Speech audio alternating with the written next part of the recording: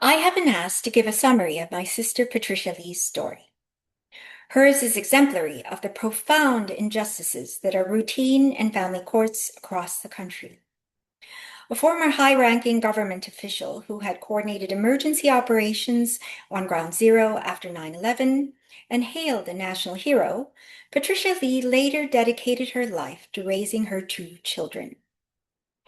When her abusive ex-husband, Alan T. Chan, almost fatally injured her 7-year-old son by slamming him against a window, the way he almost killed their infant daughter also by head injury, she expected the court to safeguard her family. Instead, it enabled his coercive control and rewarded him with full custody. Despite 6 world-renowned forensic experts deeming Alan T. Chan dangerous to his children and unfit to parent, Judge Jane Gallina-Mecca of Bergen County Family Court in New Jersey stripped only Patricia Lee of custody through a secret ex-parte proceeding driven by guardian ad litem Evelyn Nissirios, who would have 600 documented lies and acts of perjury by the end of the case. The children were taken from Patricia Lee in a violent police raid on her authorized weekend to be with them without warning and have been withheld from her ever since.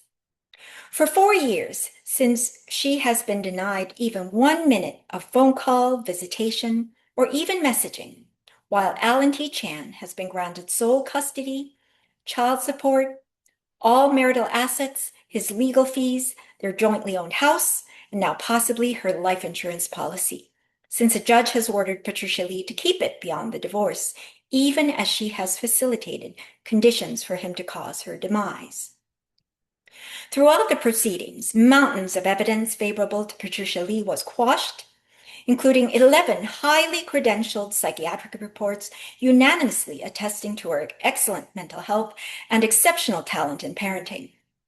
Meanwhile, perjury and false reports were embraced without question. The consequences have been catastrophic. Patricia Lee's once thriving children are now visibly stunted in growth and emaciated, described as looking like concentration camp victims, according to third parties. Patricia Lee herself has endured repeated hospitalizations, an admission to the ICU, severe trauma, and near-death episodes from stress-induced high blood pressures. She went from perfect health and playing tennis 3 times a week to being unable to walk without a cane and requiring round-the-clock care from her risk of stroke. Yet the judge has authorized Alan T. Chan to drive her out of her home of 10 years with the marshals against doctors' warnings that this would be life-threatening. Her case illustrates a broader pattern of family court corruption, where secrecy, judicial overreach, and collusion between court actors strip loving parents of their children and reward violent criminals. This happens to up to 100,000 children per year, year after year, where children are forcibly transferred to their rapists, batterers, and murderers for $175 billion in profit, according to one study. Patricia Lee's fight is not only for her own children's return, but also for systemic change, exposing what lawmakers and advocates increasingly recognize as a national emergency of the family courts.